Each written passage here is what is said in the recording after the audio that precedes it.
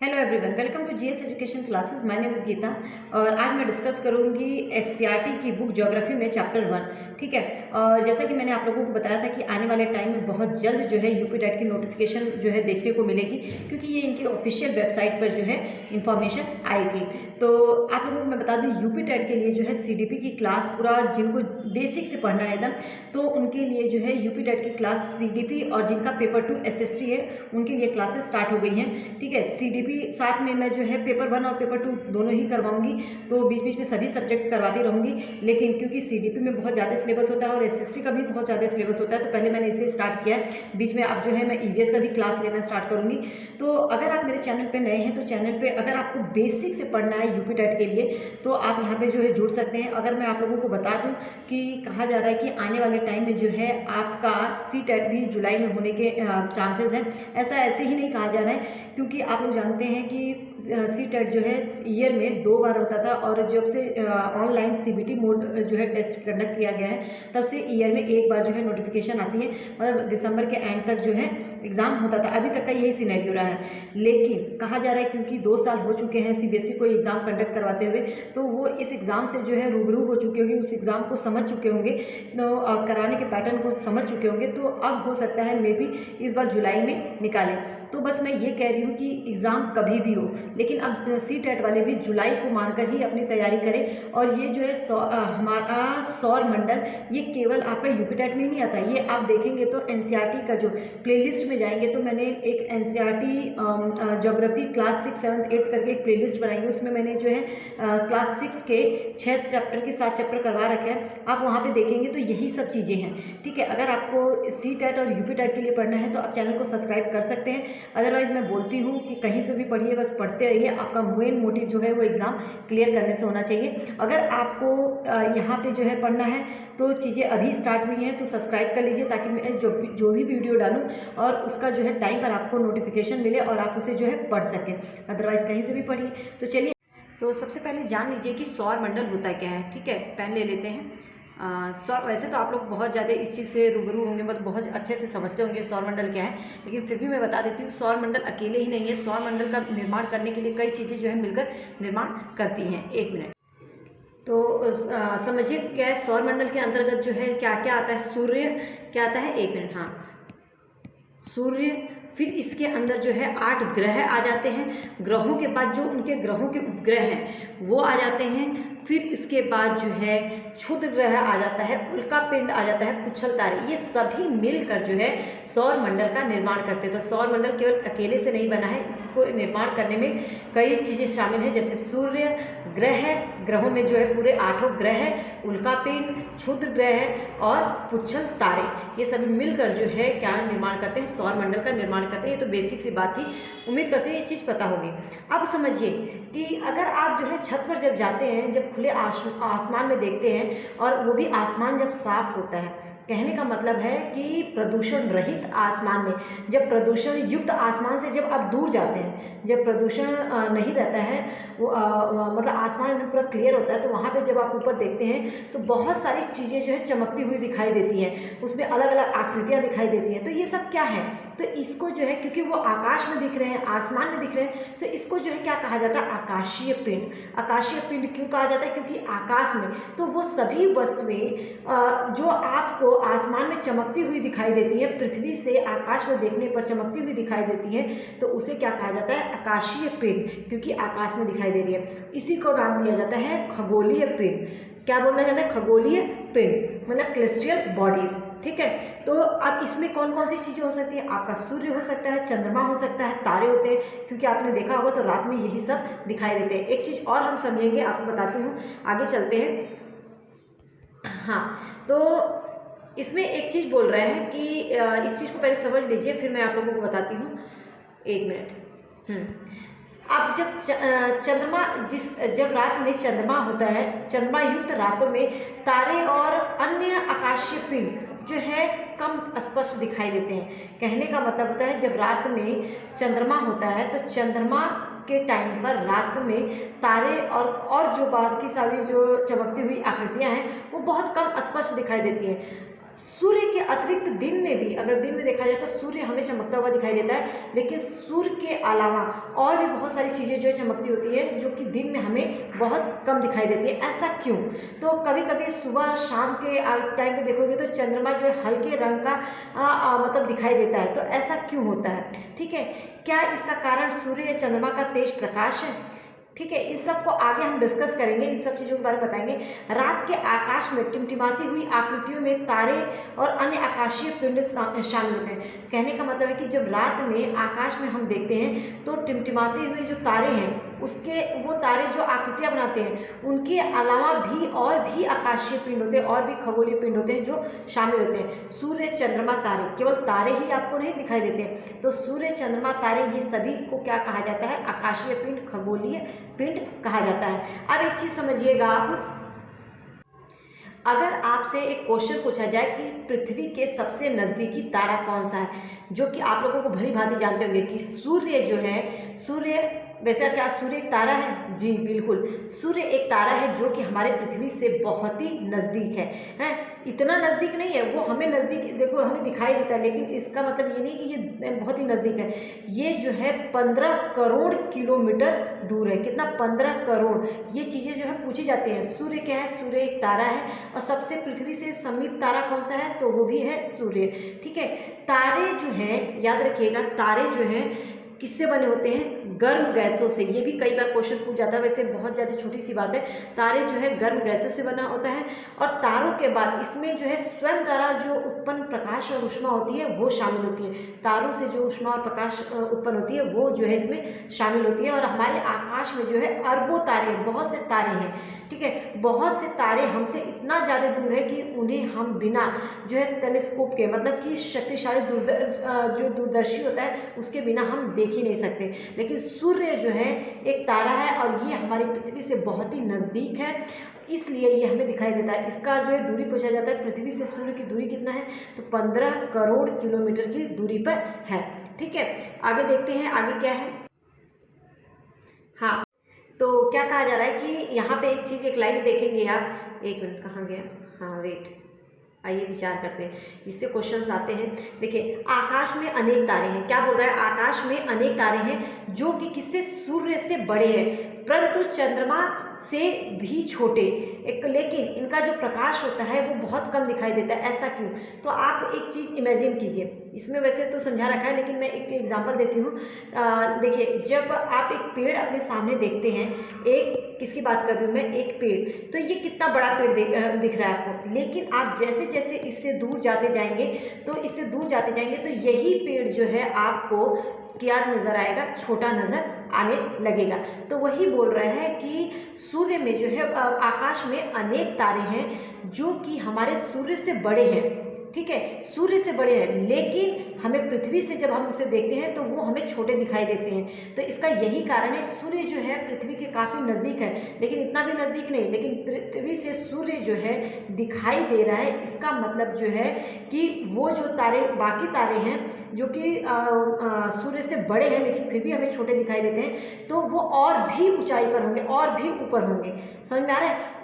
जो सूर्य है, पृथ्वी से सूर्य की दूरी 15 करोड़ किलोमीटर की दूरी पर है, तो वो जो तारे हैं इससे बड़े होने के बाद भी इससे भी ज़्यादा दूरी पर होंगे, इसलिए ये हमें कम दिखाई देते हैं। तो वही समझा रहा है। तो किसी भी दूर के वृक्ष को देखने के बाद तुलना करेंगे तो जो दूर का वृक्ष है और जो आपके सामने का वृक्ष है उसमें जो है आप जो है समझ पाएंगे कि पास वाला जो चीज़ें आपको बड़ा और दूर वाली चीज़ें जो है आपको छोटी दिखाई देती हैं।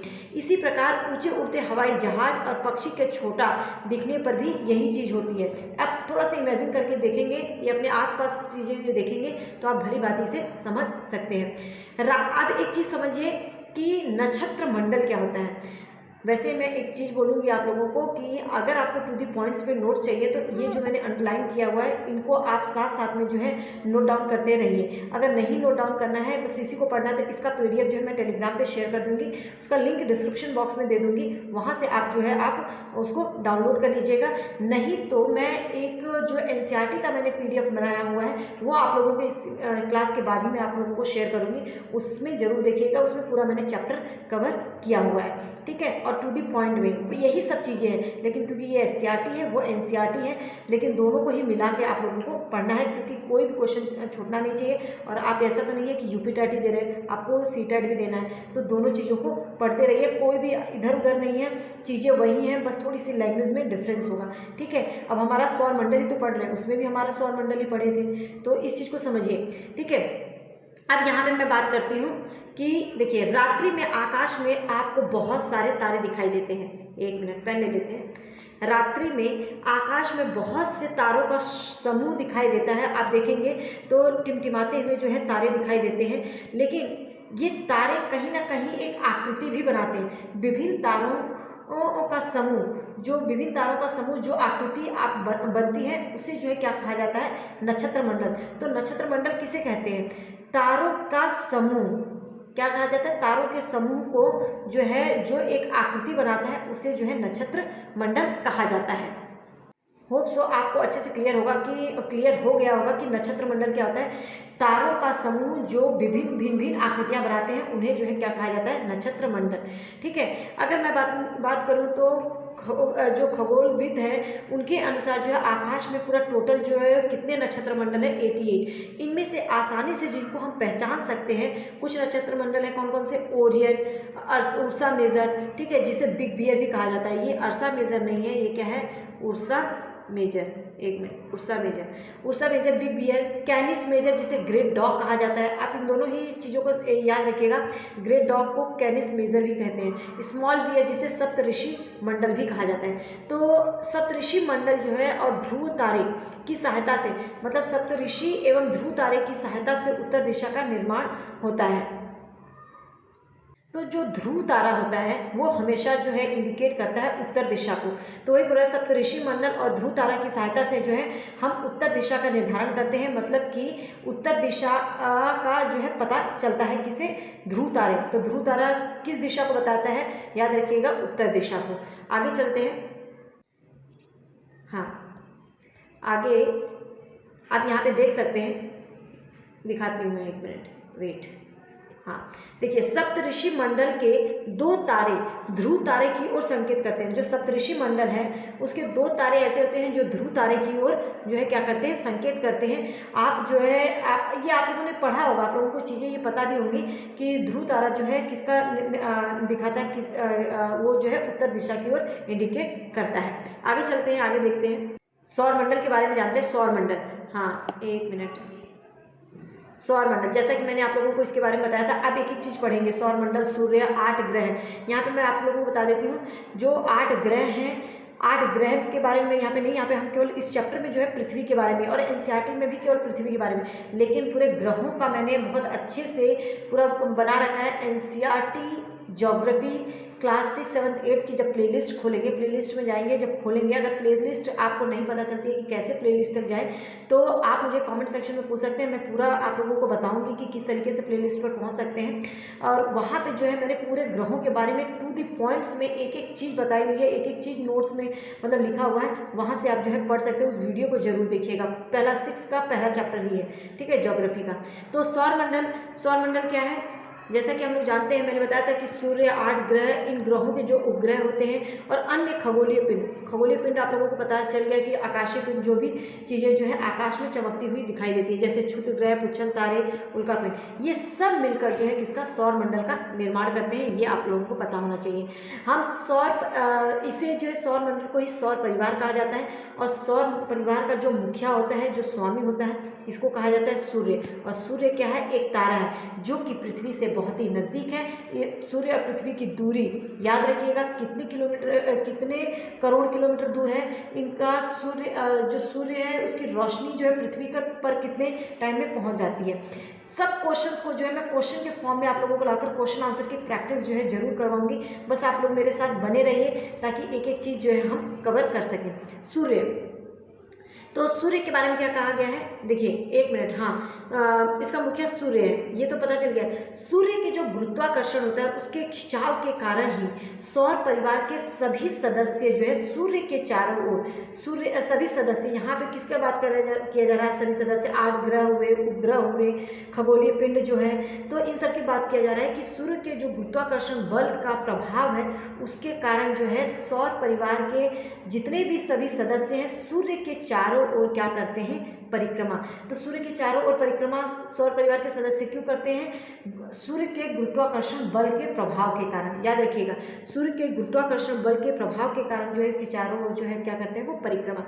अब हम बात करते हैं सूर्य की। सूर्य क्या है, सूर्य जो है सौर मंडल के केंद्र में स्थित है, ये हम सब लोग जानते हैं। और सूर्य जो है बहुत ही अत्यधिक गर्म है और ये गर्म गैसों से बना तारा है, क्योंकि तारा जो है गर्म गैसों से बना हुआ है और सूर्य एक तारा है, इसलिए बोला जा रहा है कि ये अत्यधिक गर्म गैसों से बना तारा है। ठीक है, इसमें मुख्य रूप से कौन कौन से, सूर्य में कौन कौन सी गैस होती है ये भी पता होना चाहिए। इसमें हाइड्रोजन और हीलियम, सूर्य में 2 गैस हाइड्रोजन और हीलियम जो है ये 2 गैसें पाई जाती हैं।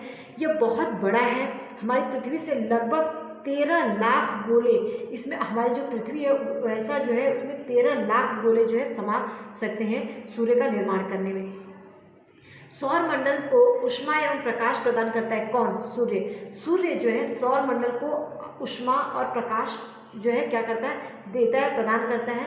सूर्य हमारी पृथ्वी से लगभग, जिस पृथ्वी पर हम रहते हैं, जो सूर्य हमें बहुत नज़दीक दिखाई देता है वह जो कितने 15 करोड़ किलोमीटर की दूरी पर स्थित है। ठीक है, और अगर मैं बात करूं उसकी जो चाल है, अगर सूर्य से पृथ्वी पर उसका प्रकाश जो है कितने किलोमीटर की चाल से आती है, ये भी क्वेश्चन पूछा जाता है कि सूर्य से पृथ्वी पर इसकी प्रकाश की जो चाल है वो कितने किलोमीटर प्रति सेकंड की चाल से आता है। तो याद रखिएगा 3 लाख किलोमीटर प्रति सेकंड की चाल से सूर्य जो है पृथ्वी पर पहुंचता है। और ये कितना टाइम लेता है, 8 मिनट 19 सेकंड। एक चीज़ याद रखिएगा, 8 मिनट 19 सेकंड नहीं, कई बार इसमें क्वेश्चन कई तरीके से आते हैं। तो ये जो टाइमिंग है आप लोगों का, ये 8 मिनट, कई जगहों पर लिखा रहता है 1 मिनट, पेन ले लेती हूँ, वेट, हाँ 8 मिनट 16 सेकंड से, ठीक है 16 सेकंड से, कई पर 8 मिनट 20 सेकंड, ठीक है। यहाँ पे 8 मिनट 19 सेकंड जो है लिखा हुआ है, लेकिन अगर 8 मिनट 16 सेकंड भी कहीं पर होगा तो वो भी आपका करेक्ट होगा। ठीक है, तो 3 चीज़ें जो मैंने यहाँ पे क्लियर किया, पृथ्वी से सूर्य कितने किलोमीटर की दूरी पर है, तो 15 करोड़ किलोमीटर की दूरी पर है। दूसरी चीज़, पृथ्वी पर जो है उसका प्रकाश आने में प्रति सेकंड कितने किलोमीटर प्रति सेकंड से, 3 लाख किलोमीटर प्रति सेकंड से आने पर जो है वो पृथ्वी पर उसकी 3 लाख किलोमीटर प्रति सेकंड से जो है वो पृथ्वी पर पहुंचता है। और कितना टाइम लगता है, समय 8 मिनट 16 सेकंड से 8 मिनट 20 सेकंड के लगभग। तो इसलिए इन्होंने बीच का टाइम दे दिया 19 सेकंड। समझ में आ गया होगा, उम्मीद करती हूँ यहाँ तक। ठीक है, जो चीज़ नहीं समझ में आए उसको अच्छे से जो है आप पूछ सकते हैं कमेंट सेक्शन में। यहाँ पे जो है मैं यहाँ पे देखो, जो चीज़ें बहुत ही इंपॉर्टेंट है वो चीज़ें मैं बता रही हूँ, क्योंकि इसको ऑलरेडी मैं जो है एनसीईआरटी में पढ़ा चुकी हूँ। ठीक है, आगे देखते हैं। यहाँ पे जो है देखो, आप देख सकते हैं सूर्य दे रखा है, तो सूर्य उससे सबसे नज़दीक ग्रह कौन सा है, बुध। फिर आप देखेंगे बुध के बाद कौन सा है, शुक्र के बाद कौन सा है, पृथ्वी के बाद जो है मंगल के बाद जो है बृहस्पति। अगर आप देखें तो मंगल और बृहस्पति के बीच में आता है क्षुद्र ग्रह। किन 2 ग्रहों के बीच में पाया जाता है, तो क्षुद्र ग्रह की जो पट्टी है वो मंगल और बृहस्पति के बीच में पाई जाती है। और 3 ग्रह ऐसे हैं जिनके जो है चारों ओर छल्ले पाए जाते हैं, वो कौन सा, बृहस्पति, शनि, अरुण। ठीक है, अरुण। तो ये जो तीनों ग्रहों पर जो है छल्ले पाए जाते हैं, आप यहाँ पे देख सकते हैं। अच्छे से याद रहेगा अगर डायग्राम को, क्षुद्र ग्रह मंगल और बृहस्पति के बीच में पाए जाते हैं, और बृहस्पति, शनि, अरुण। ठीक है, ये 3 ग्रह ऐसे हैं जिनके जो है छल्ले लगे होते हैं।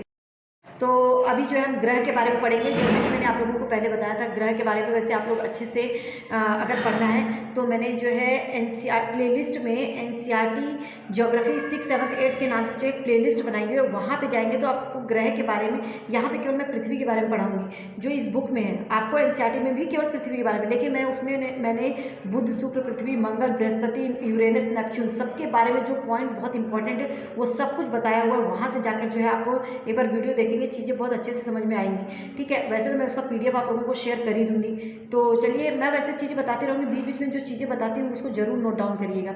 हमारे सौर मंडल अगर बात करें तो सौर मंडल में हम सब लोग जानते हैं कि कितने 8 ग्रह हैं, और सूर्य से बढ़ती दूरी के अनुसार, जैसे सूर्य से दूर दूर जाते जाते कौन कौन सा, बुध, शुक्र, पृथ्वी, मंगल, बृहस्पति, शनि, यूरेनस, नेपच्यून, ये हम सबको पता है। सौर मंडल के सभी 8 ग्रह जो है अपनी धुरी पे भी घूमते हैं और सूर्य की ओर चारों ओर चक्कर भी लगाते हैं। तो एक क्वेश्चन आता है कि जब ग्रह अपनी पे धुरी पे घूमते हैं तो उसे क्या कहते हैं, और जो सूर्य के चारों ओर चक्कर लगाते हैं तो उसे क्या कहा जाता है। तो याद रखिएगा, जब सभी ग्रह अपनी धुरी पर चक्कर लगाते हैं, मतलब अपने अक्ष पर घूमते हैं, तो उसे कहा जाता है परिभ्रमण। ठीक है, अपने अक्ष पर जब ग्रह अपने अक्ष पर घूमते हैं या अपनी धुरी पर घूमते हैं तो वो क्या कहलाता है, परिभ्रमण। और वही ग्रह जब सूर्य की ओर चारों चक्कर लगाते हैं तो उसे क्या कहा जाता है, परिक्रमण। यही आपको आगे जो है देखने को मिलेगा। तो और एक और क्वेश्चन आता है कि इस परिभ्रमण और परिक्रमण के कारण जो है क्या परिवर्तन देखने को मिलता है। ठीक है, नोट डाउन करिएगा कि परिभ्रमण जो है, जब ग्रह अपने अक्ष पर घूमते हैं तो उसका समय अलग होता है, जब सूर्य के चारों ओर चक्कर लगाते हैं तो उसका समय अलग होता है, उसके कारण जो है अलग परिवर्तन देखने को मिलता है। और जब अपने अक्ष पर घूमते हैं तो उसके कारण अलग परिवर्तन देखने को मिलता है। कहने का अर्थ है कि परिभ्रमण के कारण आपको अलग परिवर्तन देखने को मिलेगा और परिक्रमण के कारण अलग। इसके बारे में मैं डिटेल में जो है एक एक चीज़ आप लोगों को चैप्टर 3 में पढ़ाऊंगी, क्योंकि ये चैप्टर ही इसी पर है। ठीक है, थोड़ा इन शॉर्ट समझ लीजिए कि जो परिभ्रमण होता है, परिभ्रमण, क्योंकि जो ग्रह अपने अक्ष पर, अगर मैं पृथ्वी को लेकर समझाऊँ तो पृथ्वी अगर अपने अक्ष पर जो है घूमती है तो उसे परिभ्रमण कहा जाता है, और इसके कारण जो है दिन और रात होता है, जो कि अपने अक्ष पर जब घूमती है पृथ्वी तो 24 घंटे का समय लगता है। लेकिन अगर वही सूर्य के चारों ओर चक्कर लगाती है तो वो कितना लगता है, तो 365 डेज 1.4 आवर। ठीक है, इतना जो है टाइम लगता है। तो परिभ्रमण के कारण जो है दिन और रात देखने को मिलता है, इसीलिए इसे दैनिक गति कहते हैं। क्या कहते हैं, दैनिक गति। और जो परिक्रमण होता है, परिक्रमण के कारण जो है हमें मौसम में परिवर्तन देखने को मिलता है। तो ये सब चीज़ें जो मैं डिटेल में आपको चैप्टर 3 में पढ़ाऊंगी, बहुत ही इंटरेस्टिंग चैप्टर है, तो उसमें देखेंगे। आगे चलते हैं, पृथ्वी के बारे में थोड़ा जान लेते हैं। बस यहीं पर मैं स्टॉप करूंगी पृथ्वी को पढ़ा के, फिर आगे जो है इसके आगे कल इस चैप्टर को कंटिन्यू करूंगी। ठीक है, पृथ्वी के बारे में, क्योंकि पृथ्वी आप सब लोग जानते हैं पृथ्वी एक ऐसा ग्रह है जहाँ पे जो है जीवन संभव है। कहने का मतलब है कि सूर्य से दूरी के क्रम में हम सब जानते हैं कि पृथ्वी जो है तीसरा ग्रह है। पहले बुध है, सबसे नज़दीकी ग्रह बुध है, फिर शुक्र है और फिर पृथ्वी आता है। तो अगर हम देखें सूर्य से दूरी के अनुसार तो पृथ्वी का जो नंबर है वो क्या है, तीसरा ग्रह है। आकार में ये, अगर आकार पूछा जाए कि पृथ्वी का आकार में कौन से नंबर पे ये ग्रह आता है, तो ये पांचवा सबसे बड़ा ग्रह है। तो पहला कौन सा है, सबसे बड़ा ग्रह जो है वो है बृहस्पति, फिर शनि, फिर आपका यूरेनस आता है, फिर नेपच्यून आता है, देन आपका जो है पृथ्वी, मतलब पृथ्वी जो है 5वें नंबर पर आपकी आती है। हमारा पृथ्वी लगभग जो है गोल आकार का है, और ये ध्रुवों पर, मतलब अगर मैं बात करूँ, 1 मिनट इसको समझा ही देती हूँ आप लोगों को मैं। हाँ देखिए, जो पृथ्वी है ध्रुवों पे तो चपटी है। अगर मैं बात करूँ यहाँ पे जो इसका ध्रुव है यहाँ पे तो चपटी है, लेकिन ये बीच से जो है मध्य से थोड़ी उभरी हुई है। ठीक है, वैसे तो आपको गोल दिखता है लेकिन ये गोल पूरा नहीं हम बोलेंगे इसका। ये ध्रुवों पर चपटी और बीच मध्य से जो है ये क्या हुई है, मतलब बीच से ये थोड़ी सी उठी हुई है, उभरी हुई है।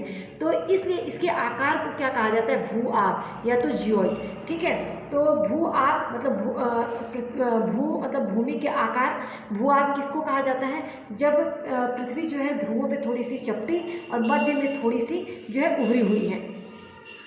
हाँ, तो भू आब क्या है, भू आब का मतलब है पृथ्वी के आकार का, पृथ्वी के आकार को ही भू आब कहा जाता है। तो इसलिए इसे क्या कहा गया है, भू आब।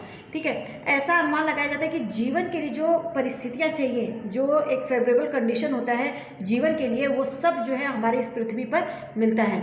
तो इसमें हम कह सकते हैं कि जो पृथ्वी है, पृथ्वी पर जो फेवरेबल कंडीशन है, जो लोगों के जीवन के लिए अनुकूल जो परिस्थितियां हैं वो चाहिए, वो जीवन जो है किस पर संभव है, वो पृथ्वी पर संभव है। और इसलिए पृथ्वी को जो है क्या कहा जाता है, पृथ्वी को जो है ग्रीन प्लैनेट कहा जाता है, हरित ग्रह कहा जाता है। हरित ग्रह के साथ साथ जो है पृथ्वी पर जल की अधिकता होने के कारण इसे जो है नीला ग्रह भी कहा जाता है, क्योंकि अंतरिक्ष जब हम देखते हैं पृथ्वी पर तो पृथ्वी को कैसा दिखाई देता है, नीला। तो इसको 3 नाम से जाना जाता है। भूभाग, क्योंकि पृथ्वी लगभग गोल आकार की है, ध्रुवों पे थोड़ी सी चपटी और मध्य में थोड़ी उभरी हुई है, इसलिए इसके आकार को क्या कहा जाता है, भूभाग। और साथ में पृथ्वी जो है यहाँ पे जीवन संभव है, इसलिए इसे हरित ग्रह कहा जाता है। और अगर हम आसमान से देखें, सॉरी अंतरिक्ष से देखें, तो ये जो है यहाँ पे पानी की अधिकता होने के कारण जो ये नीला दिखाई देता है, इसलिए इसे नीला ग्रह भी कहते हैं। इसके आगे जो हम चंद्रमा के बारे में पढ़ेंगे। उम्मीद करती हूँ कि चीज़ें आप लोगों को अच्छे से क्लियर हुई होंगी, और जितने मैंने अंडरलाइन किया है केवल आपको वही पढ़ने की जरूरत है, क्योंकि इसको जितना पढ़ना था इसके अंदर वो सब चीज़ें जो है मैंने अंडरलाइन कर रखा है। तो आप केवल नोट्स अगर बनाते हैं तो आप केवल उन्हीं चीज़ों को देखिएगा। एक बार बुक पढ़ेंगे तो आपको खुद पता चल जाएगा कि हाँ क्या इंपॉर्टेंट है इसमें। अगर चैनल पे आपको इससे थोड़ी सी भी हेल्प मिल रही है, लगता है कि आप लोगों को से मदद मिल रही है, तो चैनल को सब्सक्राइब कर लीजिए, ताकि मैं जब भी वीडियो की नोटिफिकेशन डालूँ आप टाइम पर आप लोग देख सकें। और बाकी लोगों को भी शेयर कीजिए, ताकि आपके साथ और लोगों को भी इससे हेल्प मिल सके। All the best.